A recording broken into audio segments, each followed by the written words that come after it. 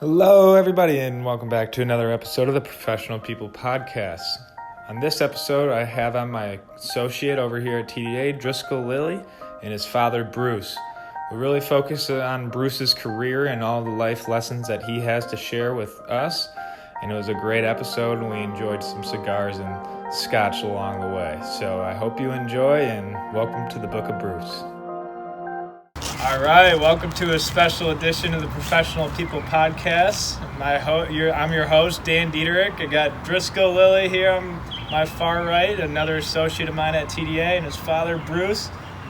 Bruce, thanks for hosting us. Happy to have you on the pod today. Truly a pleasure and an honor, Dan. Thank you for inviting me. It's a pleasure to have you, and thanks for having us here at your house. It's a beautiful setting for a podcast. Couldn't ask for much more. A little bourbon, a little cigar. You got a pretty extensive professional background yourself. How about you tell us about just a few of the things that you've done in your career here? Oh my! Well, hundreds. We've managed to make it this far in life with very few stubs of toes. But starting out with college and my career going into the hospitality industry, I've been very fortunate to meet a lot of good people. So if there's any little tidbits of knowledge along the way that we can impart to people, it's, use your network, talk to people. Don't be afraid to ask questions and speak, because that's how I got to my first position as a line cook at a restaurant in Southfield called the Bijou, and met many very exceptional people there. And, it just continues to propel you as you go through life. So, that's an amazing thing that just sort of works and continues to work for you, is talking to people. Learn that skill and never be afraid to ask a question or ask for something, right? Yeah. The answer to every question that you don't ask is no. That's great advice. And even talking with Driscoll when we're talking about sales tactics, it's something I always remind him of is you don't get anything you don't ask for. So I think that's great advice. And I'd like to say I made that up. Yeah. That's age wisdom that's been passed down to me along the way. But yeah, I just worked my way out east and spent a lot of time. I've been sailing since I was about 10, and made my way out to the East Coast. Went to Johnson and Wales University, and was very fortunate to get a position at the Edgartown Yacht Club as a assistant chef at that yacht club. Again, just taking bold steps, and I think it was, I forget which Greek writer said, fortune favors the bold. So there was no way that I should have probably applied for this opportunity as a freshman in college, but I did, and I got it. So that's another lesson in life. Fortune favors the bold. So go for it. And from there, I continued to worked my way through that program and did a lot of sailing out east. Most of my friends were working in kitchens in the summer and hotels and things. Somehow I managed to make my way out to the water, and I was sailing, so I keep that in front of me most of the time. Graduated from college, and my first real position in life as a professional was in the Turks and Caicos. So I managed to get down to the Meridian Club on Pine Key and started there as a food and beverage director. And I was down there for about 4 years. And then surprisingly, I found that I missed Michigan. Michigan was something that if you're a native Michigander, you understand. You miss the fall colors changing, you miss the beauty of spring, and you miss the winters and so forth. So I eventually made my way back up here. So you left Michigan, from Michigan, you left Michigan to go out to college, and how long were you away from home? I left in 1980, and I never came back until 1988. 8 years away from home. How did you go through as a young man and deal with adventuring and being away from your family and using that to grow as a person? Well, I think that everybody's personality is different. I think that I have 5 siblings, and out of the 5 siblings, none of them really had the wanderlust or sense of adventure. So that's just an individual taste and personality trait, I suppose. But when I left and it's a pretty far left. Yeah. It was a big left turn from Michigan. But the East Coast is, as you know, you've been out there many times, I'm sure. It's a very compelling area, and there's lots of history, and because of my affinity for sailing, it meshed very well. I wrote a lot of letters back in my day. There wasn't this kind of technology. No FaceTime? No FaceTime. No Zoom calls back No Zoom calls. We had a payphone in the hallway of my dorm, and you would line up 3 deep at different times to jam quarters in it and make phone calls to home. And even further still, when I took off and went down to the Turks and Caicos, that was my first real venture into being out of the country.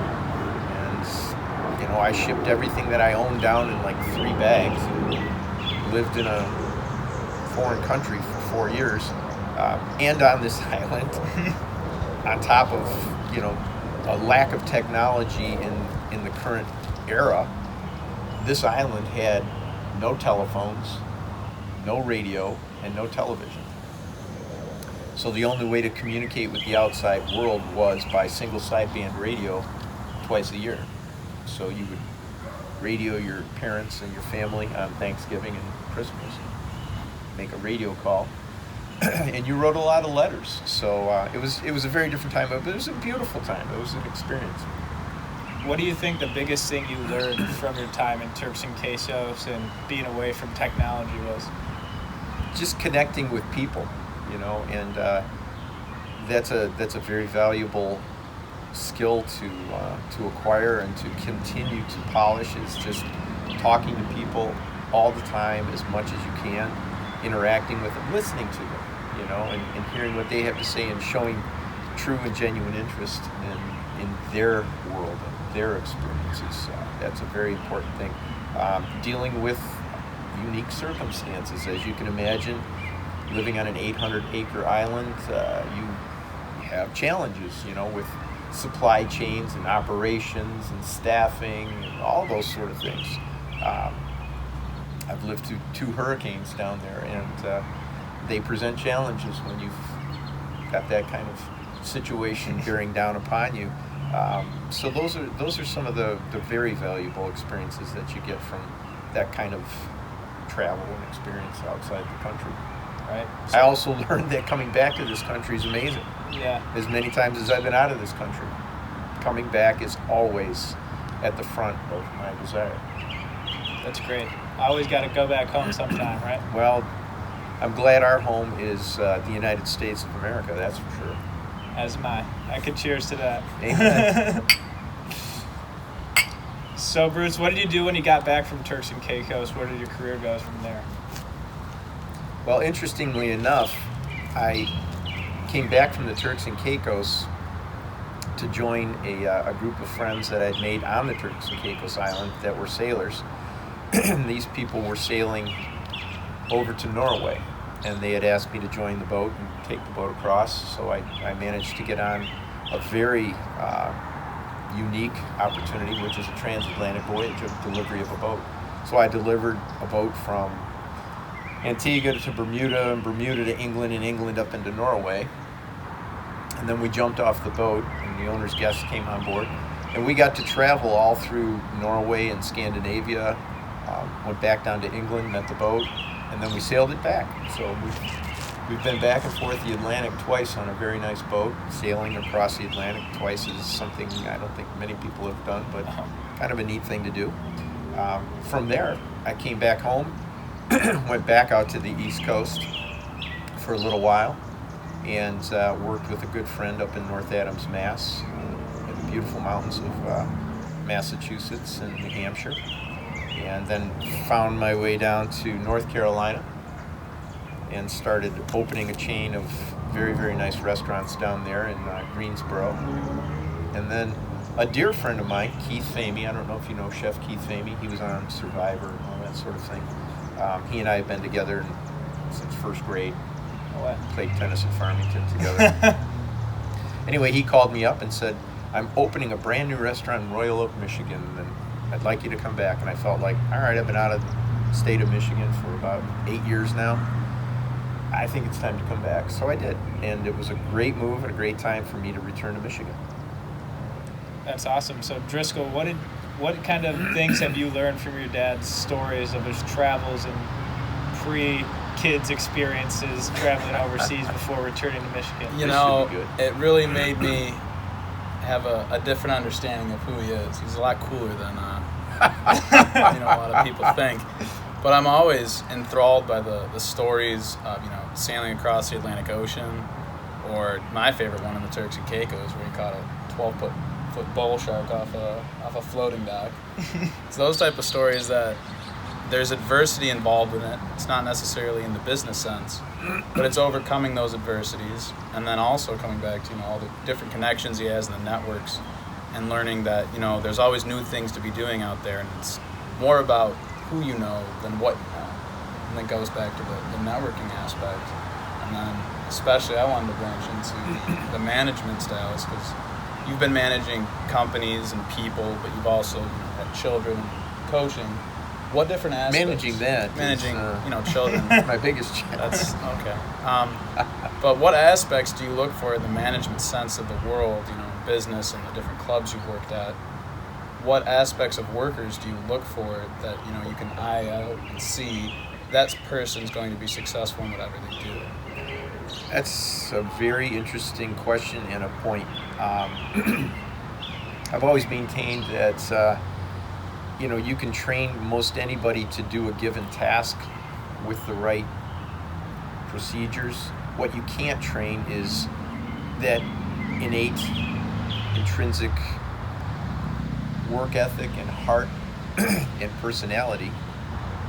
Some people you can bring that out of them, it may be in them, but you can usually tell, at least I've been able to, I've been very blessed along the way during interview processes, which my interview process is very different than most, but you can tell pretty quick, is this person going to be a good fit?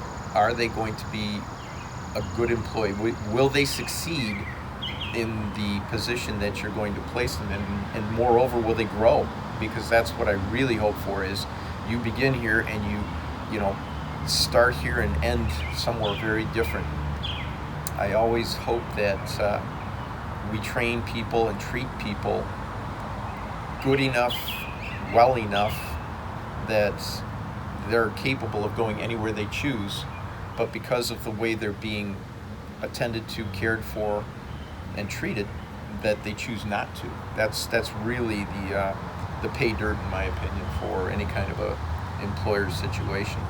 And you've been, at least from my aspect, I've worked under you in multiple jobs before, and your leadership style is something to be envied almost, emphasized, as you'll never ask someone to do something you wouldn't do. Is he sucking up to me as a little bit? A little bit. But then I was going to branch it. One of my favorite experiences was working as a valet at the Country Club of Detroit at the time.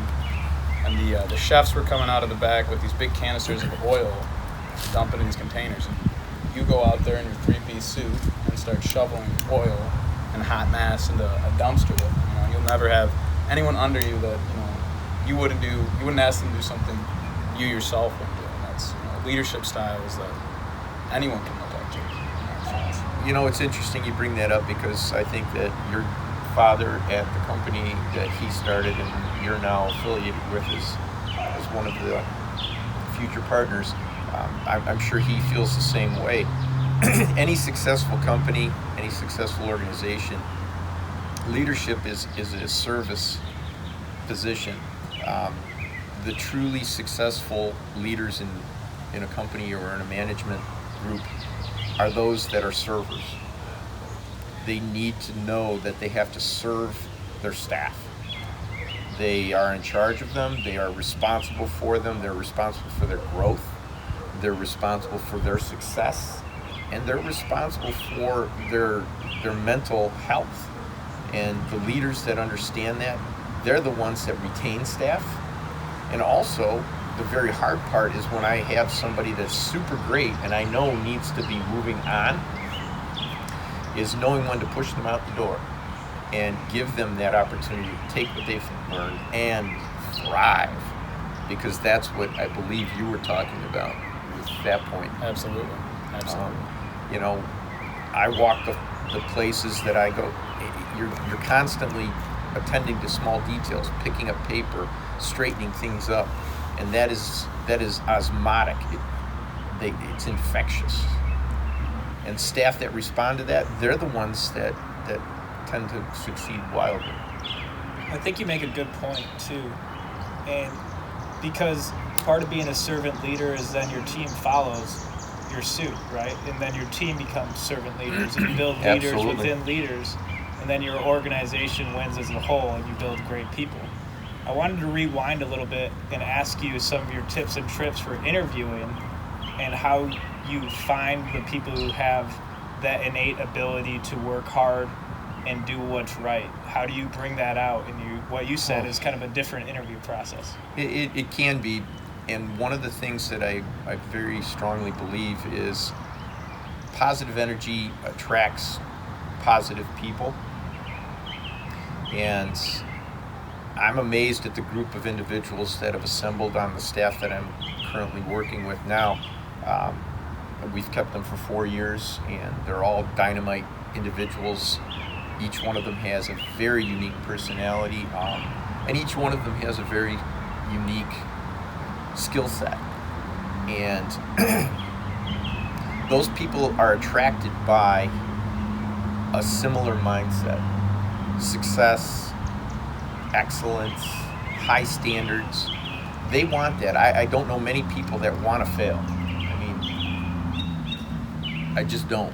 People don't set out Wake up and say, I want to fail today. to fail today. Yeah, exactly. So with that in mind, when you flip that kind of on its other side, you say, well, how do you want to succeed? How are we going to succeed? And you continually just be passionate.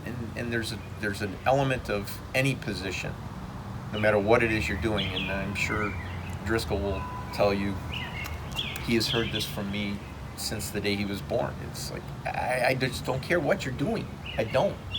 But do it like there is nothing else in the world that you're going to do. Whether you're planting a bush, whether you're sweeping a floor, whether you're building a giant skyscraper, operating on a human body, whatever it may be you're doing, do it with passion and do it to the very, very best of your ability, because at the end of the day, that's just like a painting that an artist has painted. And your signature needs to go in the bottom right-hand corner, or in the case of Monet, maybe in the left-hand corner. But either way, that's your signature on that job. And that job is whatever it might be. And in your case, you two individuals, along with the associates in your office, you're protecting people's lives in many ways, whether it's their homes or their families, their vehicles, their businesses. That is when you look at that and really drill down, that how could anything be more important than that? And that develops and builds that passion for what you're doing, and then you take it to another level, and people respond to that. So the interview process that I employ, I begin to ask just very benign questions about, where are you going? What are you up to at this point in your life? What brought you there? Why did you choose to do this? And if you could do something differently, how would you do it? And I ask all of my staff, because they're all college-age young individuals right now, what are your degree? What are you pursuing? And then it's interesting, because the one question that seems to stump the most, if you had a magic wand at the end of your collegiate matriculation and you could, bing, have any job that you wished, what would it be? And they just look at you like a deer in the headlights, because I don't think anybody's asked them that. What is it that you want to do if you could do anything you wanted? Some do, but most don't. And that really begins to start to fuel that, I guess I can do whatever I want to do. And that's what I want to impress on them, is there's no limits. You limit yourself, and you shouldn't, because that's a crime. It's sad to watch that. So that I always encourage the young individuals to get out there and just do stuff. You can't fail. You can only learn. And that's important to remember. So speaking of learning stuff and going out and doing stuff, you're about halfway through your career right now. Let's get back on track. So you come back to Royal Oak. We just lost all our viewers, right? We're just picking them up. We're gaining more as we go. But you get back to Royal Oak. You're helping your buddy, your longtime friend, manage a restaurant.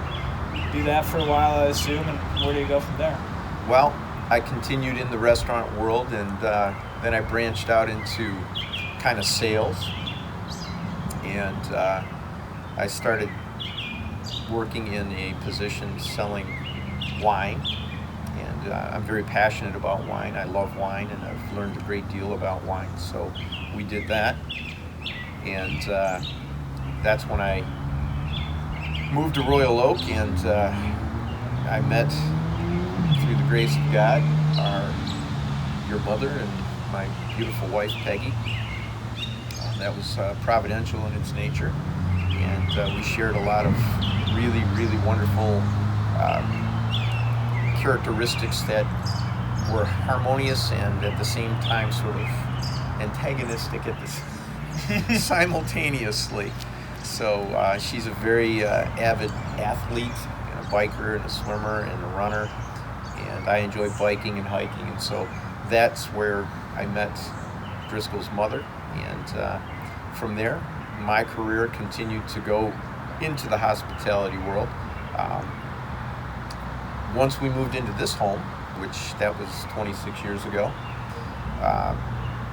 we made a very conscious decision once we started having children, and Driscoll's older brother David was on the scene, and we felt very strongly about somebody needs to stay at home. We need to raise our children the way we felt most strongly about. And thank be to God, that was me. So I put my career on hold for a number of years, and I was a full-time stay-at-home father, and to this day there hasn't been a position or an adventure or an experience that I've had that rivals that experience. To be able to just be so connected and involved in the development of these children and many others, and it was really exceptional. I mean, your father's been a coach at Our Lady of Sorrows for a number of years, and I had the pleasure of coaching alongside him in many cases. Though he was football and other Sure. sports, I was doing soccer and helping out in that respect. But when you get that opportunity, it's a magical experience. So for anybody out there that may be questioning what they're going to do, if you get a chance to raise children and be a part of their lives, take it and run with it, because that's just magical. And that point in time, we mentioned outdoors, and we mentioned how avid we are as far as what we call the alternative sports. Our children didn't necessarily participate in baseball, football, and so forth early on. They were doing things like rock climbing and kayaking and backpacking and so forth. That's what we believed was really important, and I think it's paid off in a big way. I went to work at the Benchmark, which was an iconic outdoor store here in Farmington, and once again I came in as a part-time person to work on the floor and sell jackets and socks and boots, and little by little, and just because of, I guess, how I am, sort of morphed into taking over as the general manager of the store shortly thereafter, and then subsequently working toward buying the whole store out, and met a very wonderful man along the way who he and I eventually became business partners and opened up another group of outdoor stores. And this just sort of goes back to what we spoke about a moment ago, which is the network and being open to people and talking to them, and just hearing what they have to say. And that's how I met Mr. Radigan, Roy Radigan, who's a longtime friend and a brother. Roy, if you're ever going to watch this, I I hope you are. God bless you down in Florida, in your brand new, beautiful home. But that's how I met him. And so that whole journey continued on. I had a consulting business shortly thereafter, which got so busy that we had to kind of push that down. But that was in the hospitality industry once again, which is where my real strong suit is. But it took me all over the place, as far as Samoa, down in Western Samoa. I had a contract down there for a number of years that I was working with some resorts down there on the island of Apai and Upolu. And you get to see some very magical places along the way. So a little snippet of that career, and continuing on in the club industry thereafter. But again, all of these things have a singular sort of unifying component, and it's the people along the way, and just the amount of just remarkable people that I've met and had experience with that have since become very dear friends, and they propel you. And it's interesting because all of this is just part of, I'm sure, God's plan. So I just go along for the ride. Yeah. Driscoll, what did you learn from your experience with your dad being around you a lot as a kid and seeing him talk to people and interact with people with this kind of mindset? What did you learn as a young man? Well, I learned you can never have your hands in your pockets around them. I'll sew them shut. No, you learn, and it comes out especially in the interview process now that I'm in the professional world and working, thankfully, for you and your parents. It comes down to you learn how to talk to people, how to interact with people, both in a professional sense, but also in a very worldly sense. If you genuinely are interested in what they're saying, you're interested in what they're doing, and you're interested in learning from them and how you can learn and grow from them. And that helped me. Pardon me 1 second. Keep talking. I'll be right back. That helped me through my college experience with my professors, with my roommates and everyone I learned there, into the professional world through my internships. And you could really tell, it was weird at first because I would say things and then I would stop after I said them and be like, that's what my dad says. Like, how old am I getting? And, oh my goodness. But yes, that helped me along the way. As you were. That's going to take up most of the... I need a roulette too. I do as well. That's one way to do it. Pause for a little roulette.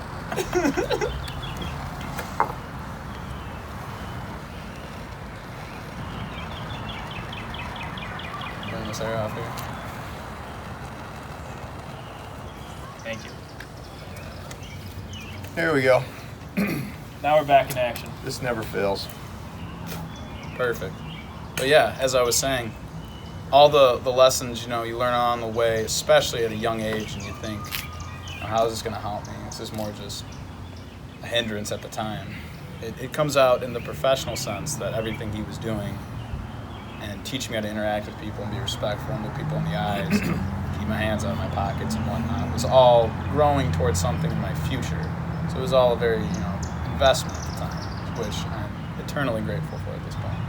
I like that word, investment. It's funny because I just think that my mom, I used to yell at her all the time for talking to the Target cashier when we're trying to get out of there after being there for 3 hours. And I would think the same way of how this is annoying.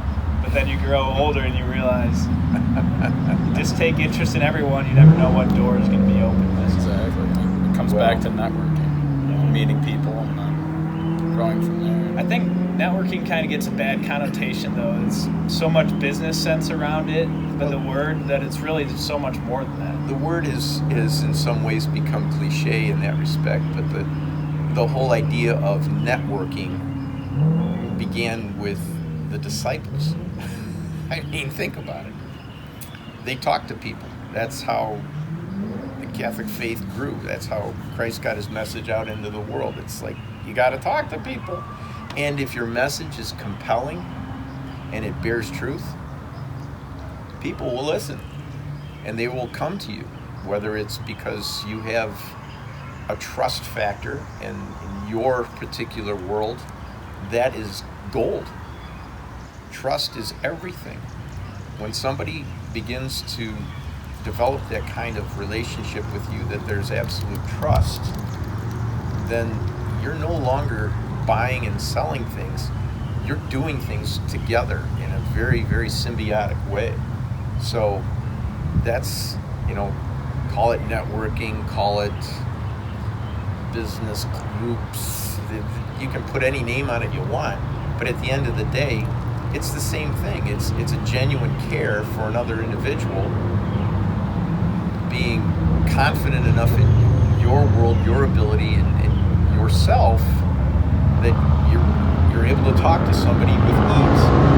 Yeah, that's the thrust of, I think, everything that's happened with my world and certainly in our children's world, has been really encouraging them to be confident in their deliveries.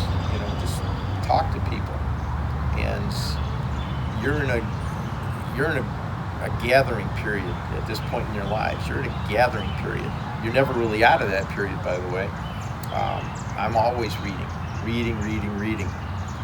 You and I talked about that a little bit earlier on, where it's like, don't stop learning. When you stop learning, you die. You got to keep moving. You got to keep learning, growing, expanding, refining. And you're in the gathering stage. So take advantage of that. Suck up every bit of knowledge you can from everybody. Some of it's good, some of it's not good. But that's the discernment process. And that's how you succeed and grow.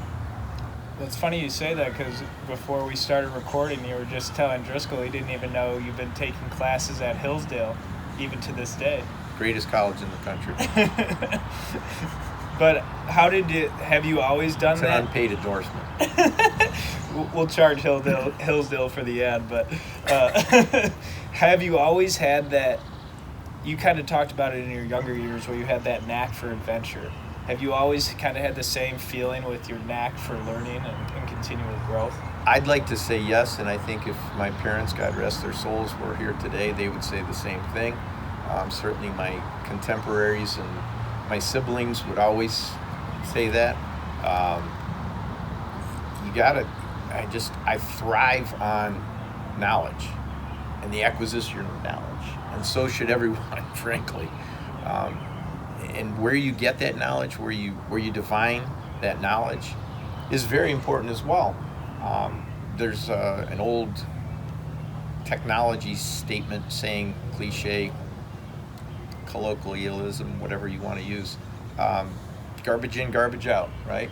And that happened early on in the computer era, when people were doing databases and punching cards, and it was, if you made a mistake, whatever you put into that, the garbage came back out, and sometimes magnified. And it's no different with your mind and your body in today's world. Garbage in, garbage out. So, if there's a cautionary tale, just be very, very selective with what you ingest. Movies, books, music, people that you associate with. The better it is, the higher quality it is, that you take time. I mean, time is the only thing that you'll never, ever be able to get back.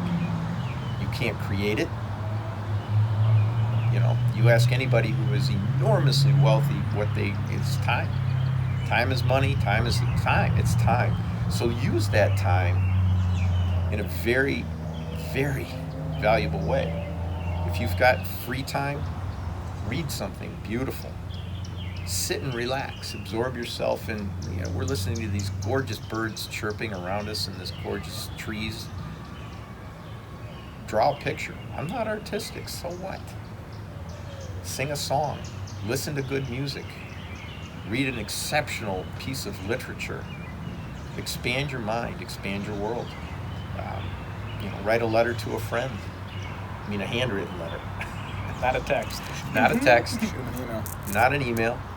Write them a handwritten letter. I don't know anybody that doesn't receive a little card in the mail that's got a handwritten note on it from someone that doesn't just light up. It just makes your whole day brighter. I was struck yesterday. Somebody came down the dock and handed me a card. and thanked me profusely for that which we do, and his son is benefiting from this, and this is part of what we do, and it was a beautiful, just very simple handwritten thank you note. I just thought this made it all worthwhile. This person took 10 minutes out of their day and their time and put a pen to paper. I mean, that is just invaluable. So I guess that's the takeaway here. Yeah, I kind of wanted to go back to a point you made in there with the garbage in, garbage out. And in today's day and age, there's so much information available and so many things to distract you. And it kind of made me think about getting your kids outside when you were a dad and how important that is, especially now. If it wasn't important then when he was growing up, how important is it now to get your kids used to doing activities and away from technology? Because if you get wrapped up in social media, that's not always beautiful literature. Oh, the irony. You can learn some great things on social media, but if you stay consumed in that world, I think you get caught in a trap of a lot of garbage in. And that's true. I agree with you. At certain points, there are some very valuable things, like you mentioned, that you can get from the technological world of social media. There are podcasts. There are professional people's podcasts. There are podcasts out there that do help you pick and choose some very important informational details. At the end of the day, though, you've got to be able to discipline your time management in such a way that says, you know what, I'm just going to unplug. I'm just going to unplug. And I'm going to spend some time doing nothing but contemplating the beauty of nature. I think the ultimate irony is, in today's world especially, all the discussion of, save the earth and climate change, and we're destroying this, and my world is just, it's like, wait a second. We've never taught our children to appreciate this, the beauty of nature and the world. We've never really taken that time, most of us anyway, to give them that full appreciation of the stewardship that's required. This isn't about saving the planet. This is about being stewards of the planet. I mean, that is the word of God coming down and saying, go forth, multiply, and have dominion over this earth. Okay, with that dominion comes tremendous responsibility. You can't do certain things. Yeah, we're supposed to expand and grow and develop and so on, but we need to do that in a responsible manner. And so that's the irony, is we're asking all of our children to save the planet, but they haven't learned to properly love it yet and understand their stewardship role. And so there's this confusion that develops in anxiety.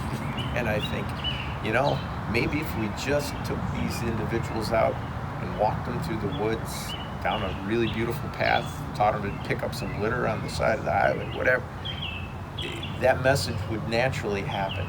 That evolution of emotion and passion for, we got to take care of this, would happen. And that natural curiosity to keep asking the question why we should. Absolutely. Absolutely. Without question. And when we do that, then I think we gain a generational advantage over so many things. We don't have these hiccups like we may have. Yeah, I agree. Exactly. You keep bringing up what you're doing now and what people are thanking you for. I think you need to finish walking us through your journey along the way there. Oh goodness, I'm getting sleepy. The journey along the way, we managed to come together as a wonderful couple. We had a beautiful wedding, and God blessed us with 4 beautiful children, of which you are one. And today is your special day, so that's exciting as well. That was something that my mother kind of passed on to me as a boy. I remember we had 5 children in our family, and each one of the days of the week were dedicated to one of the children. My mother would dedicate that day in prayer and to that child. And I thought, that's a very beautiful tradition and spirituality that we'd like to incorporate. So we do that now with our children. So David has Monday, Driscoll has Tuesday, Genevieve has Wednesday, Bitsy has Thursday. And on Friday, we pray for all of our friends and family. And it's just a very neat thing to do. So not that I'm evading your question of take me down this road of career path. I can't express enough just the wild blessings that have been passed along through my life, because, but for the grace of God go I, getting into these positions that I've been able to get into and achieving the things that have been achieved along the way. It's been magical. It's been very beautiful. And I owe a great deal to my wife, because as the old adage goes, behind every successful man there's a very successful woman. So thankfully the truth. Thankfully I was blessed with one of them, and that's why I'm here today talking with you, I suppose. Thanks for listening, and remember, keep it professional, people.